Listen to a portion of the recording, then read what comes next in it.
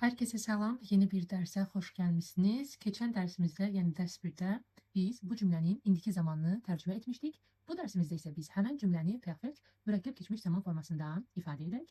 Məsəl üçün deyə bilərik ki, mən dünən bacımla həkimə getdim və yaxud da mən sırağa gün bacımla həkimə getdim. Yəni iki dənə hansını istəyirsiniz zaman zərfindən birini deyə bilərsiniz. Mən nədir? Ich. Dünən nədir? Gestern. Sırağa gün var gestern. Bacımla ilə layla mit özündən sonra deməli dativ tələb edir. Mənim bacımla mit meiner Schwester həkimə, burada demişdik ki, A-yön şəkilçisi zu dem Arzt, biz Alman dilində zu ilə istifadə edirik. Əgər bir canlının yanına gediriksə, söhbət kişi həkimdən gedərsə, der Arzt, dativdə olur dem Arzt, zu dem Arzt. Yox, qadın həkimin yanına gediriksə, die Ärztin, dativdə olur zu der Ärztin. İndi baxırıq biz cümləmizin quruluşuna. Bu cümlə dedik ki, perfekt mürəkkəb keçmiş zamana aiddir. Ona görə ilkin olaraq biz cümlədəki feilin mütləq partiv sıfat formasını tanımalıyıq. Getmək feili geyendir. Geyen feili partiv sıfat forması olur geganın və perfekt zaman formasında ist ilə işlənir. Bu qaydasız feil olduğuna görə, onlara gelmez veya olduğuna görə mütləq şəkildə bu feilləri əzbərləmək lazımdır. Əgər sadə nəqli cümlədirsə, sein köməkçi feili. Burada üçüncü şəxsin təkmil forması göstərilir.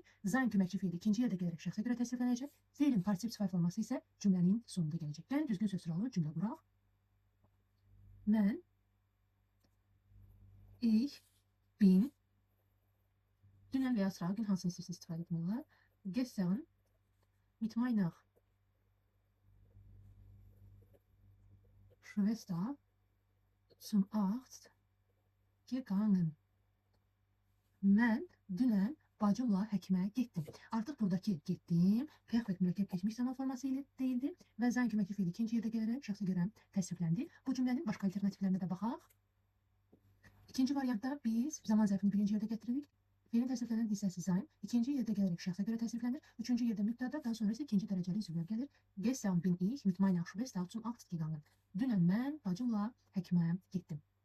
Başqa bir alternativ deyə bilərik ki, mit meiner Schwester bin ich gestern zum Arzt gegangen. Bacımla mən dünən həkimə getdim və yaxud da zum Arzt bin ich gestern mit meiner Schwester gegangen. Həkimə mən dünən bacımla getdim. Biz keçən dərsimizdə vurğuladıq ki, birinci yerdə hansı söz gələrsə, onun vurğusu daha qüvvətli olur. Və gördüyünüz kimi, əks söz sıralı cümlələrdən, yəni əgər ikinci dərəcəli üzvlər birinci yerdə gələcəksə, feil ikinci yerdə gələrək şəxsə görə təsriflənir. Şəxsimiz nədir? Ich, mən. Bizim mübtədamız isə üçüncü yerdə gəlir.